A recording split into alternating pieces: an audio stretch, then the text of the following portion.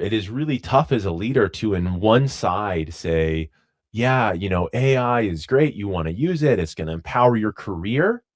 You, Nolan, are going to be worth so much more to the market once you start leveraging AI, which is true. That is 100% true. But it is also 100% true that because of you learning so much about AI, we're going to fire your best friend in the company because now you can do this, you can do double the work and we don't need to pay two people.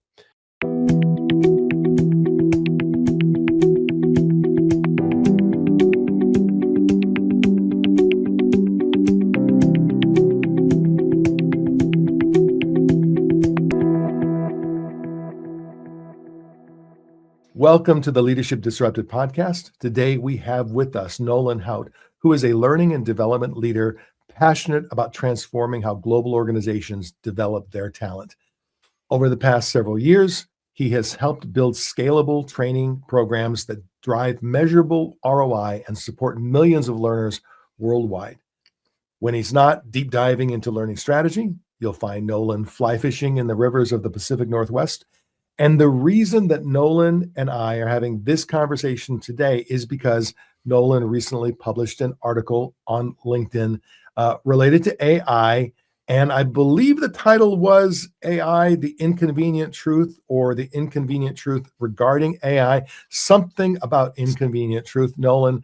And I'm looking forward to this conversation primarily because you seem to be one of the few people who is both a passionate advocate for the potential of AI, and at the very same time, you're willing to have the other conversation as well, which is what's the downside? Who gets hurt? Who's limited? Who is challenged? And I'm looking forward to having that kind of conversation because I think leaders today need to be able to speak out of both sides of their mind about and not simply be a cheerleader or a whatever the opposite of cheerleader is, I don't know, naysayer, a naysayer, a criticizer, a doomsayer, a doomsayer. Okay. Absolutely. So before we dig into that, though, Nolan, is there anything that you would like to share with us about you and your background to kind of fill in the Nolan Hout story? Because I should also say, Nolan and I work together. We are colleagues. We've worked on many projects together, and Nolan is one of the few people who actually gets my sense of humor. So yeah, so I mean, we should preface it by saying that many will not. So we, so maybe when he says one of a few, it's not because we're really funny people and just nobody in our company gets it. It's probably the opposite. There's only a few set of people that do get it. I would even love to say it's an acquired taste, but I don't know that it is. No, I found the opposite to be true. The more you hear, the more you tend to just be like, okay, I'm not in that or their boat. I think that just a tiny background of me. I've been in the corporate training realm for 15 years now.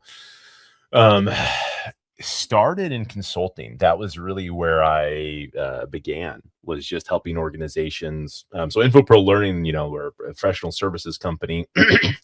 And a lot of times organizations were saying, well, how can you help us do this, that, or the other? So I would come in and help kind of connect the dots. And a lot of my focus was on how do we take whatever this strategy is and connect that to the business problem and the business result, the ROI, the performance, whatever that might be. Then I started getting into a little bit of product development, launched a learning LMS here at the company that I just found out has, what was it, has had over 30 million hours of training delivered on or something crazy like that. And I was like, wow, that's pretty, but anyway, so as I started getting to that realm, a role that I really liked taking on at InfoPro was new product development. And a lot of it is not an actual product, like a SaaS tool. It's actually like an offering. So how I got into AI was helping InfoPro envision what are we going to go to market with AI? How are we going to position this to our client? How are we going to educate our client base on what others are doing with AI? So that's how I got into it. And it was through so many conversations that I formed my opinion. It started with just trying to put a microphone out there, and I interviewed people and just kind of understood what was happening in the market before I could really kind of start seeding an idea and saying, whereas now I think it's more, here's how I'm seeing other organizations implement AI, and here's the roadmap for you. Yeah. So that's where my background kind of led into this space. I've seen you at conferences, delivering presentations, keynotes and speeches related to AI. And now I'm going back about a year, maybe a year or so longer than that. And my memory of those was that those presentations were all about the potential of AI, the bright side, so to speak. And I could be remembering wrong, but that's what I remember. Like the opportunity of AI, the potential of AI, how it will change our world from a positive standpoint. And I don't know if it's because of my innate cynicism or I don't know what it is, but this last article that you published caught my attention. It was, oh, okay. So he is actually looking at it from both points of view. Could we maybe start with your own journey? Like how have you thought through? Because you've been, for at least a couple of years, you have been Yeah. focused on how to implement AI both for client organizations and for our own organization as well. Yeah, I mean, I personally have gone through the arc that I think many of us have gone through. Um, some of us are at a different stage in that journey. Took some are in at different stages for either, but I think most AI starts with this sucks and I hate it and it doesn't do what I want it to do. And that is exactly where I started. I had the same Mhm. starting point, I think, as everybody else is. Well, I should say that most people start with, oh, that's so cool. It's going to change my world. And oh, I can't wait for Star Trek to be a reality. And then you use it and you open up Copilot and you're like, this sucks. I can't even interpret it, my schedule. Like it's not helping me. Can't summarize my meeting Mhm. notes or anything. And because that was very early in generative AI. And so I put it to bed and I said, it's just not for me. It's not there yet. Not ready. And then I heard a gentleman speak. He's I think he was the COO of Salesforce. And he said how he was using AI. And I embarrassingly like raised my hand. He's like, hey, does anybody have any comments? And I was like, I am not the COO of an enormous, one of the most notable organizations that Matthew Mhm. McConaughey is the face of. And I kind of feel like AI is not for me because I'm a leader. I'm an executive. I've got a big brain. I'm such a smart guy. I've got my smart pants on, and I pretty much said it, unfortunately, just like that. Uh-huh. And I said, so how do you actually use it? And he's like, that's a really good question. I can't give you the answer, but all I can tell you is if you always have AI open and your first thought is, I wonder if I could use AI to do that. And you have it open on you. First thing you do when you open up your laptop, open up a browser and put in whatever AI you use, Mhm. you'll just realize you'll start to use it a little bit more. And so I took his advice. I found a tool that I liked at that point, Claude, and I still love Claude as a tool that I use by Anthropic. And I think it is, one of the better tools out there. Mhm. ChatGPT is good as well. I think those two really are at the top. Copilot's okay. And I started using it and I was amazed. So I started realizing, oh, wow, this can do everything in the world for me. And then I started realizing the downsides of it, Mhm. that it was making things up. It was giving me answers and it kept giving me answers that I wanted to hear. And I was living in a vacuum chamber and I was doing all of these things. And so then I started realizing, what can I use it for where it's actually saving me time? What are areas where it's taking more of my time? And then more importantly, how do I get it to work the way that I want? And I think like peak maturity for me came when I realized that it is truly like an employee of mine who I need to give directions to. And if I'm not constantly giving it directions and feedback like I would a person, Mhm. it won't work how I want it to work. And so, um, I feel like I lived through that whole journey. And that's the same journey I think that's happened at a macro level as well. Well, and I heard you say almost that exact thing at one of the presentations that you gave maybe 6 or 8 months ago, Yeah. and it got my attention. So what I started doing was I open up a browser at the beginning of the day, and I have tabs predefined. So Yeah. as in taking your idea, I have Claude, I have ChatGPT, I have Notebook LM, I have Google Gemini, and then Copilot is the last tab because I also have the greatest challenges with Claude. So it's there. I mean, it's Yeah. like at the back of the Yeah. the tabs. But and I started playing with it and using it for certain functions, trying to see what will it do. And then what I began to recognize is when I was overclocking Yeah. the application. Like I Yep. began to be pretty sensitive to, because you get excited, you think, well, if you can take those 2 pages and you can reinterpret those 2 pages and actually um, make more sense out of that content, well, then I'll give you 8 pages. Well, then I'll give you 20 pages. Then I'll give you an entire manuscript. Well, you very quickly learn, all right, there's a point at which you are overclocking the capabilities, at least at that time. Um, but what I And one also oh, go ahead. I was just Well, saying one just very tactical piece of advice for those that use these tools, or maybe you're trying to use these tools. Best advice I can give: all these tools have some overarching structure, some overarching thing. If you go to my post somewhere, I actually made exactly what you should say. I eventually just went to my agent and I said, "Listen, never tell me a lie, never make up a stat, never give me a stat without citing it, and always give me brutally honest feedback instead of agreeing with me blindly."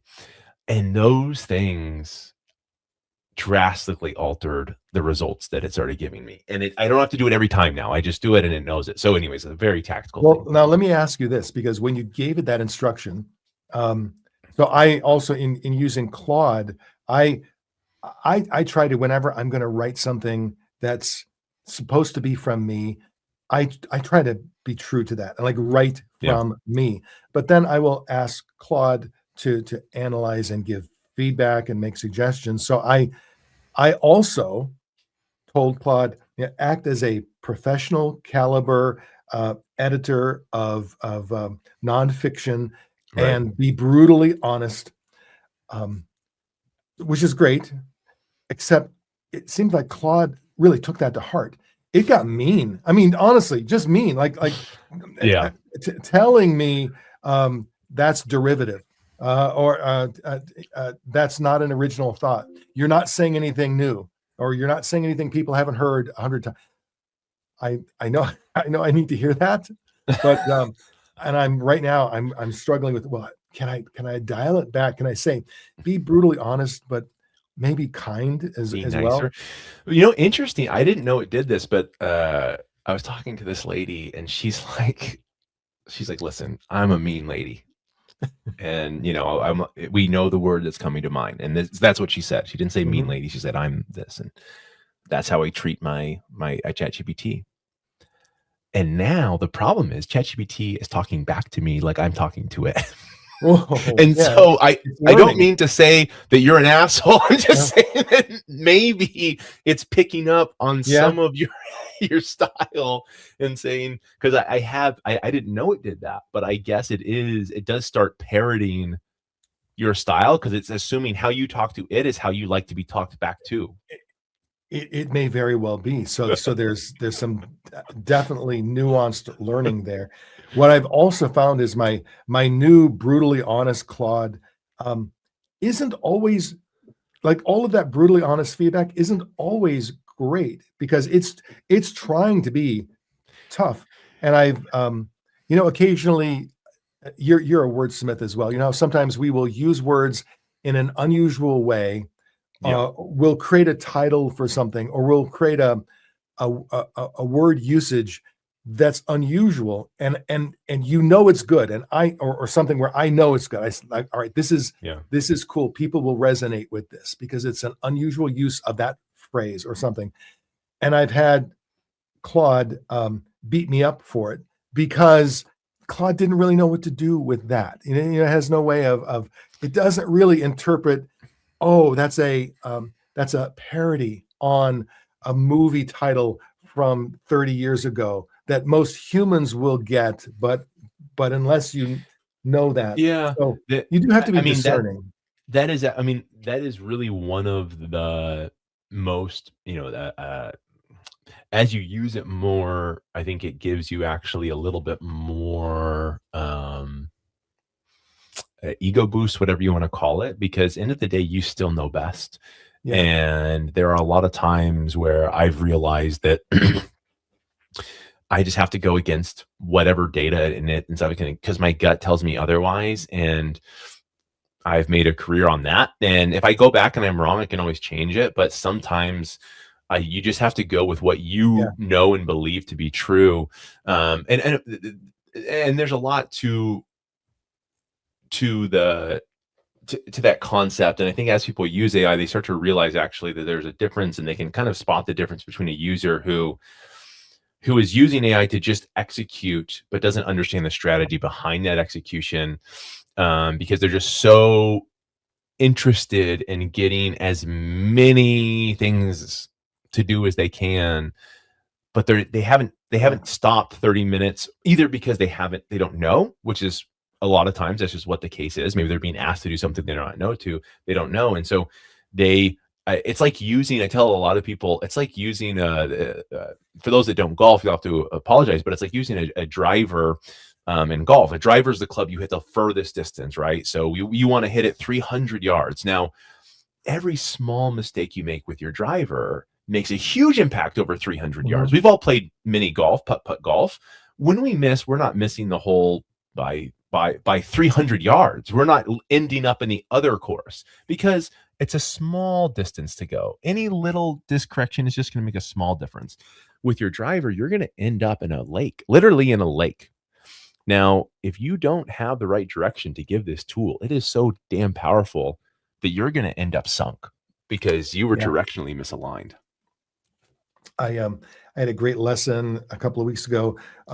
Someone on our marketing team had been tasked with writing a thought leadership article in the leadership development space. Like, what are the major areas of focus for leadership development in 2026 and beyond? And she had done a dutiful job of.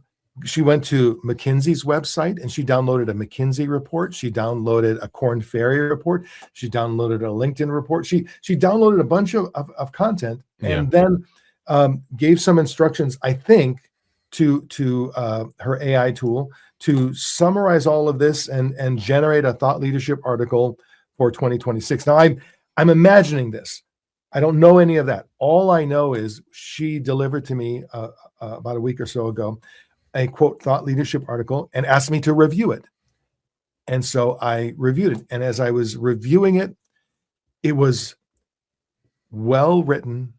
It was really good and thorough and kind of bland, but not overly bland, but it just had that feel. It had that feel of AI generation. I can't point and say, oh, it's that M dash, or it's that icon. It's just, so I had to reach out to her, and I said, I don't know if it is or isn't, but it feels very AI. It also feels like a really good summary of what other people are thinking. But that's not thought leadership. And it helped me realize, okay, so thought leadership is going to have to come from us. We're going to have to absorb all of that. And that's the maturity curve, right? Because now you realize that work is great. Let's take that. let's use that as an air cover. Let's put that out there as, hey, these are some trends that are happening in the market, not necessarily from me, Dan Rust, but from InfoPro as an org of what's happening in leadership, what's the, what's going on. But if I want to say, inspire people or whatever, it has to come from somebody who knows the content enough to Or inspire. if I want to help the reader see around a corner that Yeah. isn't obvious, the concept Yeah. of signal and noise, with all of this noise, what we hope to do as thought leaders is clarify like the signal within all of that, and maybe see something that not everyone is seeing right now. Because by the time everyone is seeing it, it's lost its value as a thought leader. And so I think in the hands, like the more subject matter expertise an individual has, the more they can get out of AI, because they're bringing their own intellectual heft 100%. to that tool. I've magnified my output tremendously because of it. And I'm reflecting on the whatever last 20 minutes or so of this conversation, and I realized that this is that. So you asked me earlier, kind of, and you said you've heard me in many conversations. A lot of the conversations and things that I had with people follows this exact same type of thing, right? This is what I usually have been talking about. Is what are the pros? Like, how do we use AI in a good way? And what are the great things we can leverage to develop people and ourselves and everything like that? And then what are some of those downsides, right? And to me, there was a turning point. It was actually at the conference that you and I were at, where I was giving this session on AI. I got some feedback. The session was like this, it was very much, like this. And it had taken one more step and said, like, what are the roles that are going to be most popular now that AI is here? And I got the feedback from that like a month later.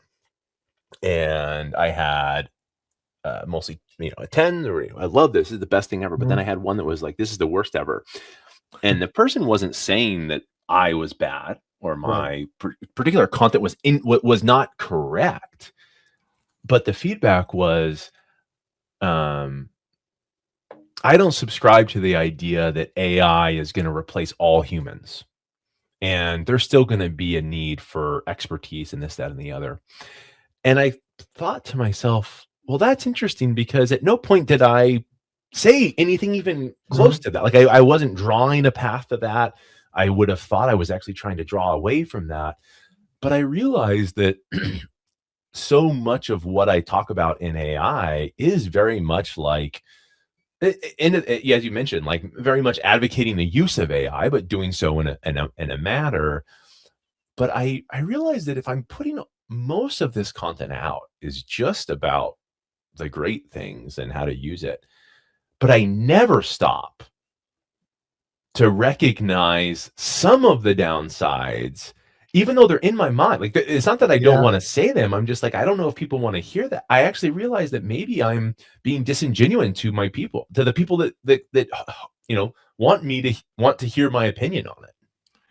And let me just bring up one of the downsides in my real world, because I think this is a perfect transition where you can see how easily you and I get caught up in how to use this to do things better. Yeah. It's very exciting, very interesting, lots of lessons learned, and we could easily go on for the full hour and do that. So I appreciate you kind of pressing or tapping the brakes and say, okay, but this is supposed to be about the downside, the dark side. And one of the things I've noticed is, all of a sudden, over the last year and a half, there are certain individuals who have started writing, quote, writing more and writing longer, and sending emails that are longer than they used to be, posting Teams updates that are longer than they used to be, doing other things, generating reports that are longer than they used to be. And I can just see it in my head, someone getting excited that this tool will do so much. On LinkedIn, I have a couple of authors that I follow, and what I had gotten used to is there were a few that whenever I saw he or she post something, there'd be like a photo and a little headline, and I would click on it because they would have like a 3 or 4 paragraph set of thoughts about something, and I always found their thoughts interesting. those people, not all of them, but some of them, suddenly it wasn't 3 or 4 paragraphs. Suddenly it was a full Yeah. article. And then it became a Substack article that they linked to, and they summarized their Substack article. And as it got, or they just post in the LinkedIn post like long paragraphs, lots of long stories. And I stopped clicking on some of them just because I got to a point where I click on it and I would see, oh my God, this is a foot and a half of content, scrolling down past the bottom of my screen. I'm just not going to read that. I'm not. And so the unintended consequence, they're generating more content. Someone that I talked to about this said they told their AI to generate an SEO optimized article, and it began generating more content because it wanted SEO optimization. Okay, maybe it is, but from the reader's perspective, it was just depressing. It's like, okay, I'm not going to read that. I'm not even going to start. And that's where expertise comes in particular that case, right? Because and it's a trait you have to know, like, are people, because SEO values traffic to your site and those things like length. Mhm. But if you start writing longer, but people stop viewing it, SEO doesn't give you a damn. It doesn't do you any good. Or if you're optimizing for the use of like enterprise learning, and so SEO installs enterprise learning at various points in your article, but it doesn't really hold together. You might get optimization from a search engine, but the human reader is not going to connect with you, and that's just one little example. And I mean, I think that's what I was hoping to do, and it was really, I have to say, so the article is on my LinkedIn. It's called An Inconvenient Truth. If you look for it, there's a lot of things and the use of AI today, but it was a very interesting article for me to write, because I realized that a lot of times when I'm writing, it's got a purpose. I don't know a better way, and I still grapple with it today. Like, I'm writing with some outcome in mind, or some direction, or some steer. But this one was so directionless. It was like, this is a problem I see. These are my thoughts. I don't even have an answer. I guess I'm trying to raise awareness, but I'm not even giving you a thing. But I think what I've heard from people that have responded is they're like, it just seems so personal. Like, it really did. And I think that's what it was. Long. I don't write that long. It was longer than what I normally write, but I think people were willing to do it because they sensed me in it, I guess, or a thought, genuine thought. And what caught me and kept me reading through the entire article was you address some of those practical downsides. Jobs will be lost. Careers will be sidelined. Things are going to change because of the power of these tools, whether used for good or for ill. Things will be changed, and I mean, I've already spoken to some graphic designers, generally the younger graphic designers who have not built up a client base, younger copywriters, again, who have not built up a reputation or a client base, really struggle with the idea of how do I, because these tools are taking entry-level graphic design away. And it's one that I spoke to has said he's going to educate himself to become an active user of all of these AI graphics tools. But he said, I still don't know if there's going to be a job here for me, because it's so easy to iterate. You can, and that's, and just to summarize, so, go read the article if you want. But to touch on, I came out, I kind of got this feedback of, you seem to just be talking all these things. I said, okay, that's interesting. I had that somewhere in the back of my mind. Then what happened is I read a jobs report, and it was just talking about the significant job loss and a lot of that. And I was reading it, and I was like, well, we work with corporate, large organizations, and we see it. We're on those announcements, and we understand, our clients are being impacted by a lot of this.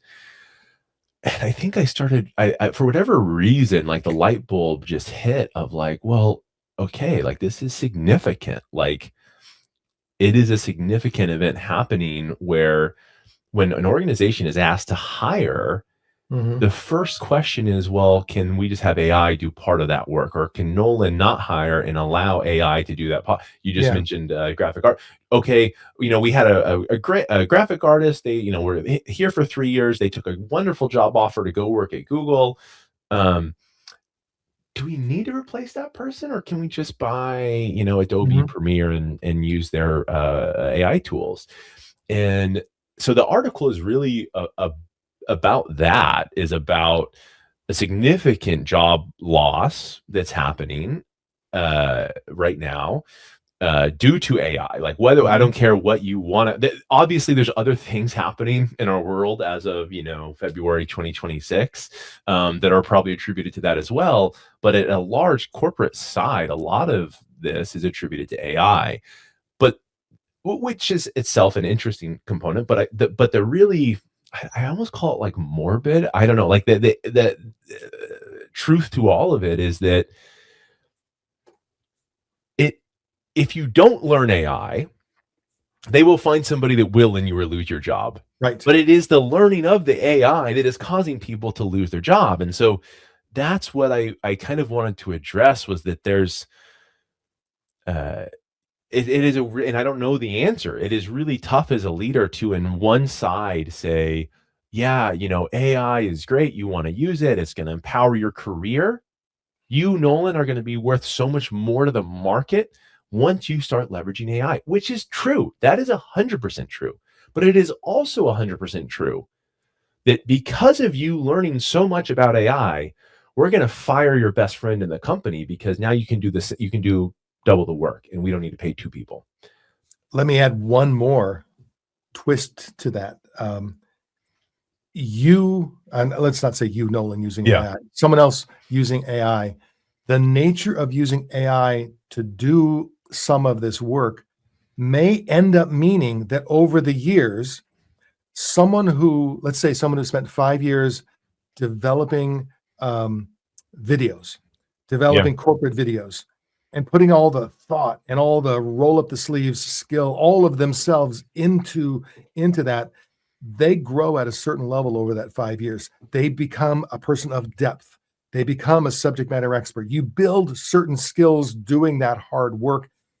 And if that same person spent instead 5 years generating prompts, like learning to do really good prompts, and then AI does whatever it does, and you go, well, that part's good, that part's not good. Okay, we'll prompt it different.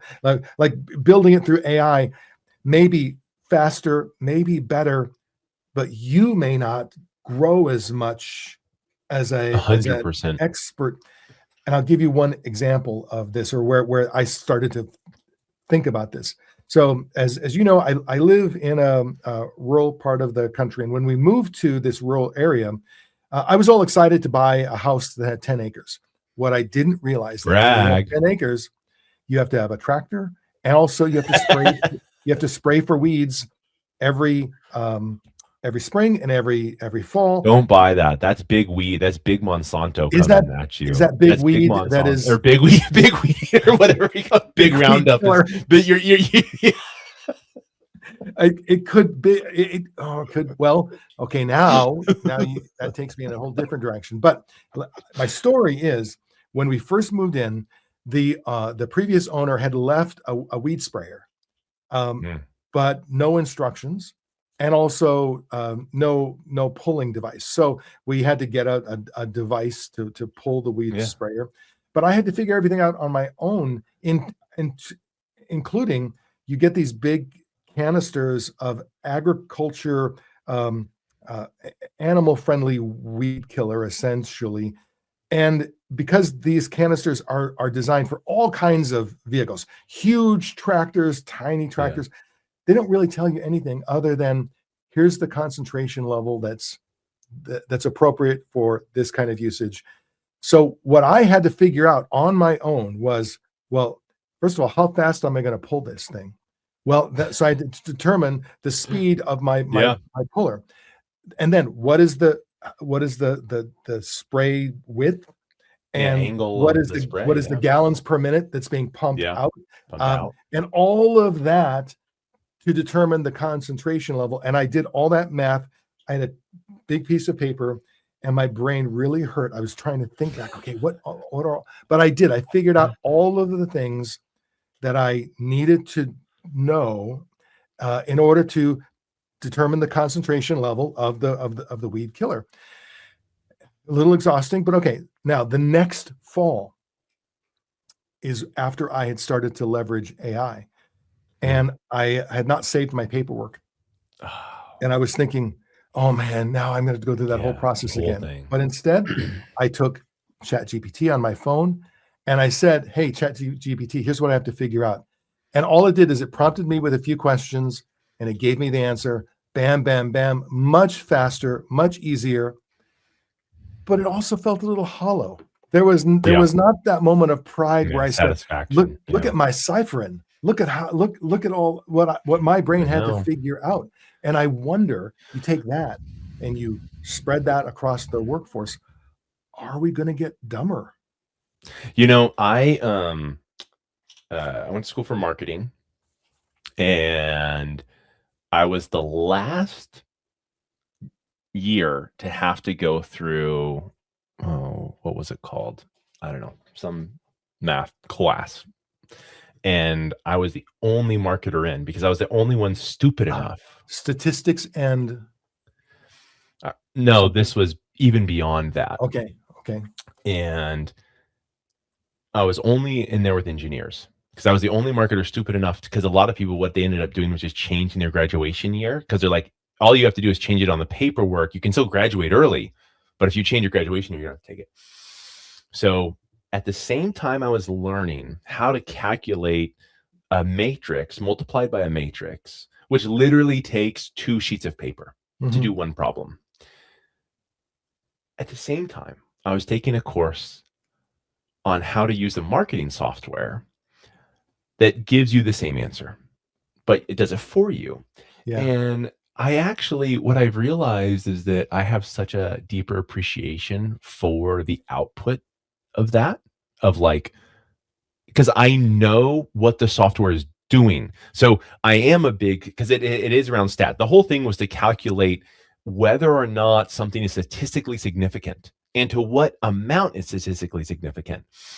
And because I know what goes into that, I now take those variables to heart, because I do know it's founded in such a factual, numbers-based thing. And I also know, therefore, if you give me a number that isn't statistically significant, I know that is total bullshit.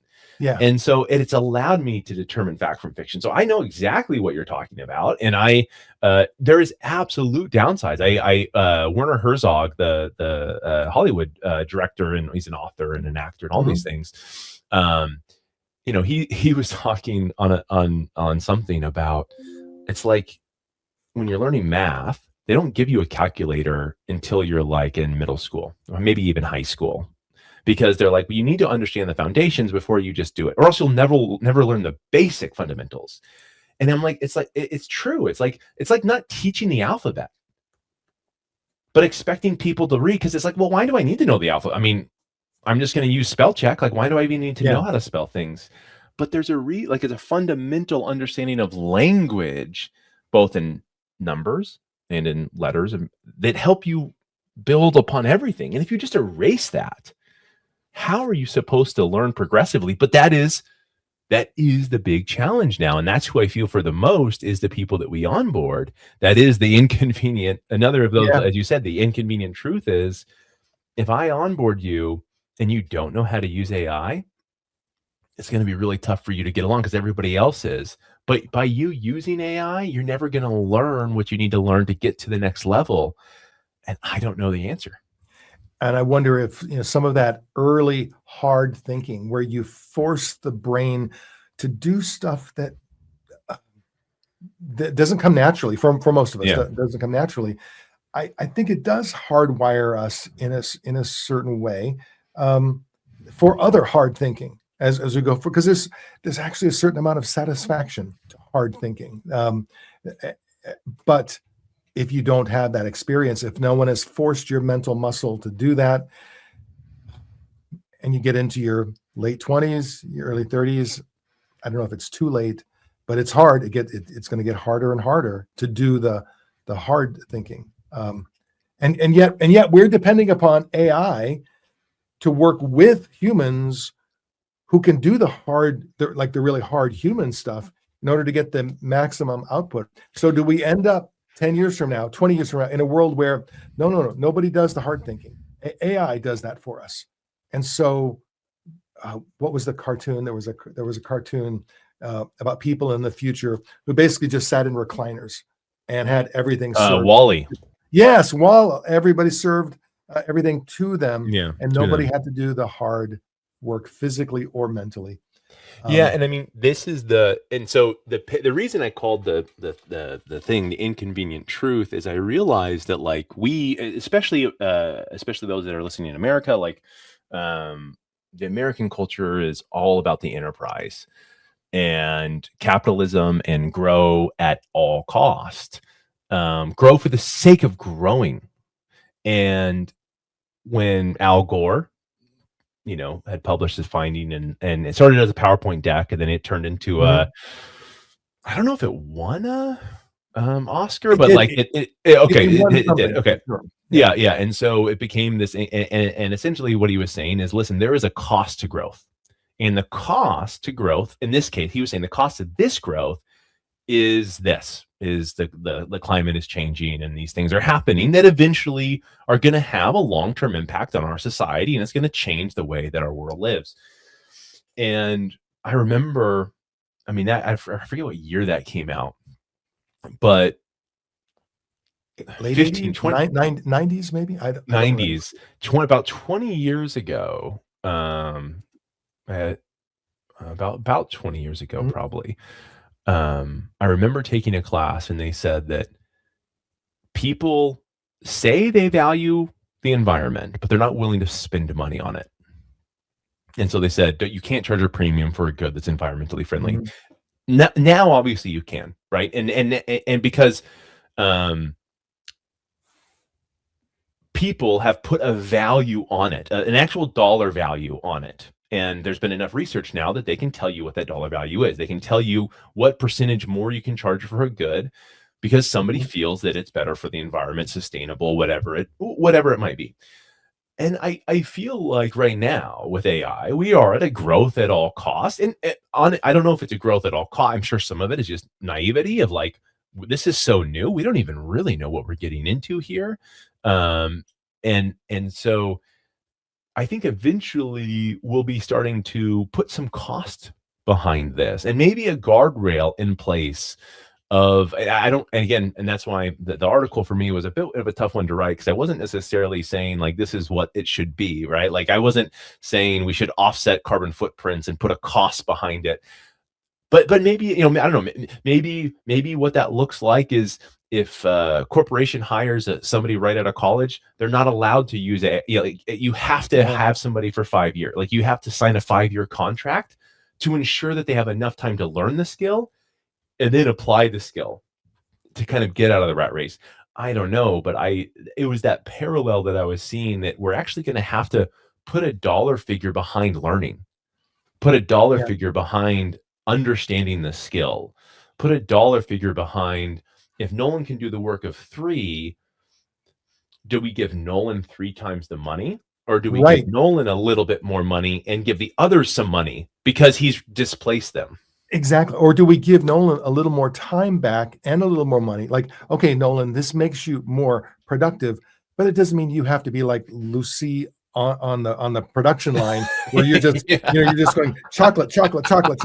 Maybe we actually, since you are more productive now, we give you an hour of time back to do whatever you want to do, plus a little bit of extra money because you're more productive now.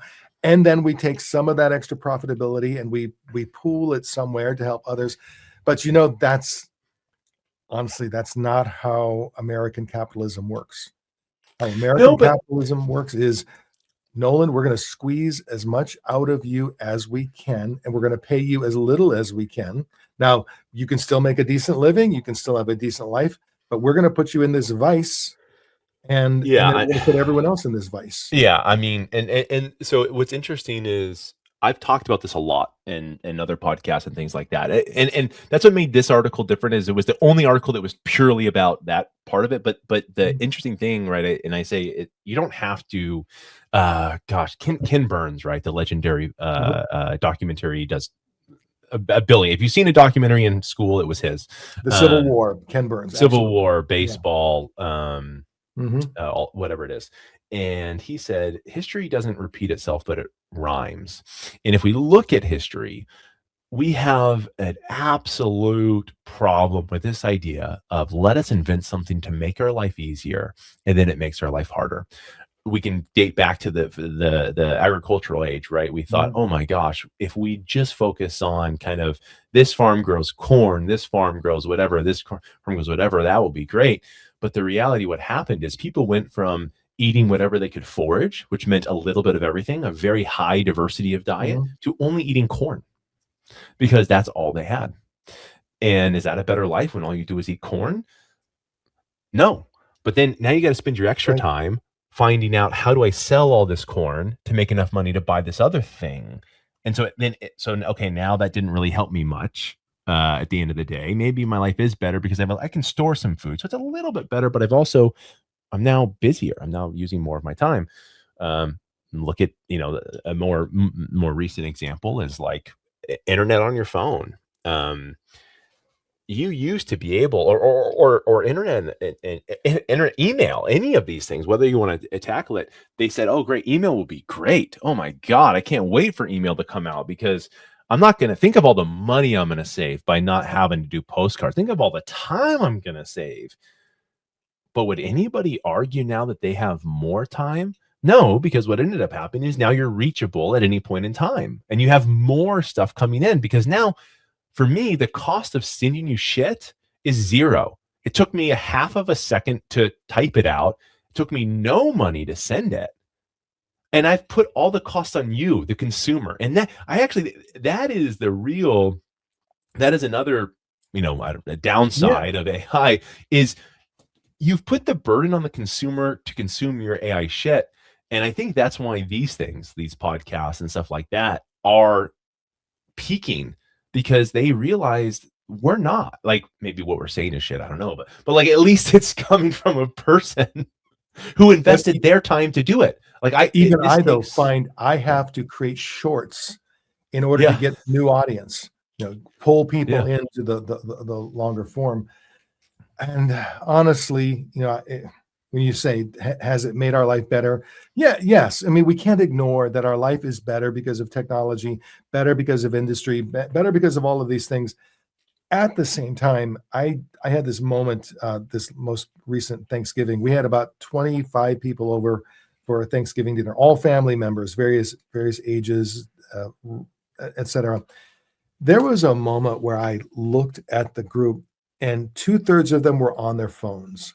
Mm-hmm. And it was like, hey, bring everyone for Thanksgiving dinner. We hug, we sit around and chat for a bit. Food gets served. Oh, lots of activity. Everyone's eating food, chatting amongst themselves. And then that afternoon time, when in the past, say 30 years ago, 50 years ago, in the past, I know this group would have broken up into small subgroups just to chat and catch up. Yeah. And hey, how's it going? How's life been? What's happening? Oh, let's take you up let's go for a walk to this thing and show you this. All of that went away.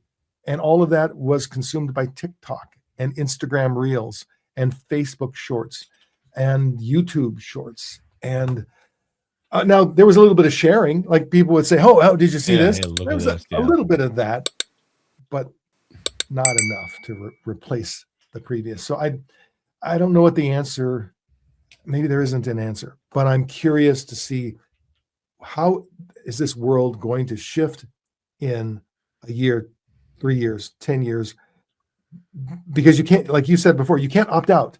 If you opt out, I'm sorry, but there are going to be tons of other people who are not opting out and are leveraging these tools for greater productivity, greater efficiency.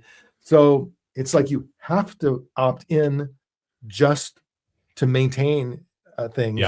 Um, I don't know. Do you have any great thoughts, ideas on, No, all but right, how does one manage this as a leader? I do want to say one thing though. Yeah. That about this, AI, and I did an article for Forbes, and I wrote in there, I was like, listen, everybody comes for AI when you hear it's gonna paint a picture, right? They're like, fuck that, like, no, well, no, there'll be no more Da Vinci, there'll be no more whoever. But then when it cures your cancer, you don't care. You really don't care. You don't care if it was AI. You don't care if it was Bob down the street. You don't care if it was Russia, China, America. You don't care if it was made by a child. You don't care if slave labor took it. You want to be cured from. You want it to save your life. Unless it cures your cancer, but you had gallstones. Yeah, that is confused. But that's why. So like there is, and again, and that's why I will continue to be a big advocate of AI, because it is solving some really big world problems. Like there was this was 10 years ago. I was at a symposium on this thing called big data. It was popular at the time. It's not, so they moved on to a different term, but yeah, forget the university, but they did a study where they put sensors in carpets of a senior living center, and they could predict a fall like an hour or two before it happened, because the way that they were walking, they just put a little bit of pressure on the wrong side or whatever. Now, obviously, that was a super isolated incident, because they had to get enough data, plug it in, run this operation, and try to predict it. With AI, that's really simple, right? Like it could definitely do that. That is amazing. That is truly like remarkable. It can design so you can have less traffic. It can design a better road. Like it can literally cure cancer and save lives. But it can also do if I take us down a dark side rabbit hole? It wouldn't be Dan if you didn't. So it can do all of that. And if you analyze World War II from a certain perspective, the genius of Hitler and his team was they leveraged the most modern communication technology available at the time. For the first time, a leader of a country could speak to everyone through the radio, could be seen by everyone through the advent of this new technology of film. They absolutely maximized the use of communication technologies for political purposes, and they were able to do what they were able to do. And I am concerned that in the same way that everything good that you just described is true, there are bad people in the world, and there are people who will take any advantage to any technology and use it to their advantage. And I worry as we go forward, how is AI going to be used to dramatically expand misinformation or information overwhelm? Or if we just want to scare people away from the polls, let's just flood the zone. Let's flood the zone with so much crap that people just go, I don't know. You know what? I don't let them figure it out. Yeah. I mean, and AI has the power to be able to say, well, this persona that you're targeting, it turns out they also purchase this brand of soap. They also do this and they also do this. So we will help you find them, and we will help you communicate to them in their language that makes sense, because this is what is most important to them. Yeah, that happens today. Yes. And so I am, well, count me as worried. I am worried. You should be. I mean, the reality is that the literacy rate of the average, I can't speak across the world, I can speak of America. The average literacy rate of America is shrinking. It's not getting any better. You would think with more information out there, with more content, your ability to discern fact from fiction would get better because you'd have more practice. But the exact opposite is happening. Your average adult, absolutely, your average adult in America can read an article, but they can't tell you why the article was written. They can't tell you the opinion of the author and tell you what is that author trying to influence me on? I had this really simple little example with my grandma. She's 87, and I got there's family drama. Somebody sent out a text, and I said, "Wow, like, can you believe that text? This was insane." And she goes, "What?" And I told her, like, this is why. And she goes, "I didn't read any of that, but I guess what you're saying makes sense." And I was like, "Well, how did you not interpret that?" She goes, "I think it's just because I love them so much. I didn't think to look at it any other way." And unfortunately, in this case, it's a low stakes game, right? Mhm. But unfortunately, that is happening at a very massive scale, is that we are in so love with whatever this opinion is or Yeah. whatever, we don't think to even interpret that we're trying to be misled. So yeah, I mean, uh, and unfortunately right now, I think we're in the Wikipedia days where somebody's like, "Hey, I found it on Wikipedia, so therefore it's true." Mhm. I think that's happening. I don't think, I know that is happening with AI, is we are not able to determine what is a random user putting on Wikipedia and saying that it's true versus what is actually true. Maybe we funnel some of that money back into literacy. I don't Well, know.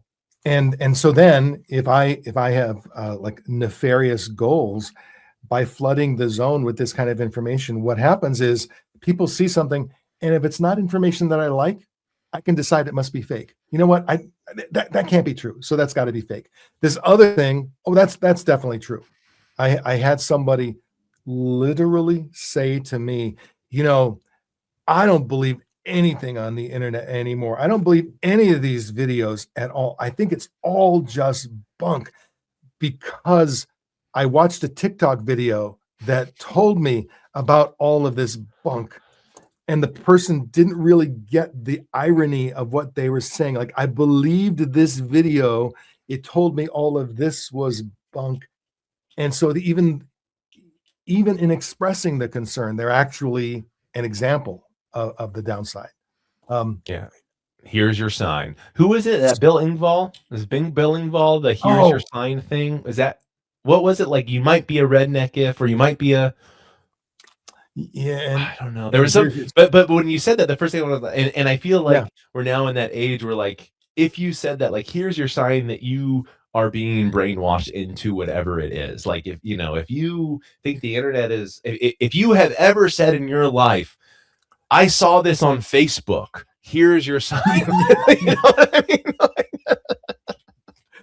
So, I don't want to finish up, or it's not gonna be a complete conversation between Nolan and Dan if I don't, and I've been trying since you mentioned, Werner Herzog. I have been trying to work, Fitzcarraldo into the conversation. Like, I've been thinking, like, listen to everything that Nolan says, and can I find a way? And honestly, maybe I'm just like a year ago, I think I would have been able to do it. I would have found a way to.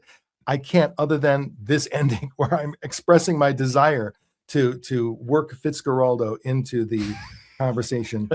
But Fitzcarraldo is an example of someone willing to do the hard work to create a film that he wanted to create. Because if somebody was creating Fitzcarraldo today, they would digitize it.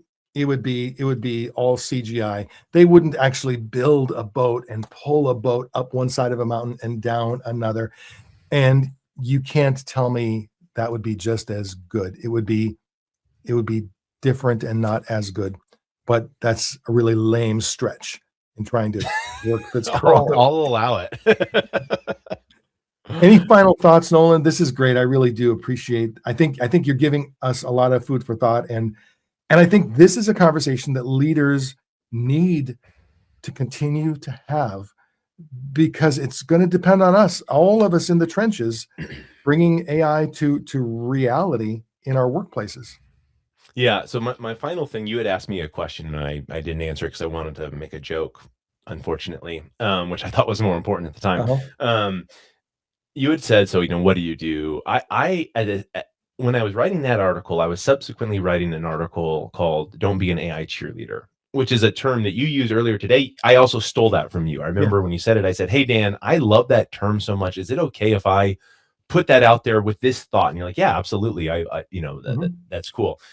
So I am posting an article. If you follow me on LinkedIn, you'll see it come up soon. It's being promoted by the Learning Performance Institute out of the UK, and it is, I think, more practical advice as a leader, as a manager, of how to have a conversation with your employees about AI that is very real, that is addressing why it's so important that you have this skill. But I also understand that you have a predicament to it. So I guess that's a good way to close, is if you are looking for a little bit more practical wisdom, the article should be out, I think, sometime, even by the time this is produced, it might be out. And I'll make sure that in the show notes we include a link to your LinkedIn profile and any other links that are important. So we'll make it easy for people to reach out and stay connected with you. Fantastic. Very much appreciated, Nolan. For certain, you and I will talk again soon. All right. Sounds good. Thanks, Dan.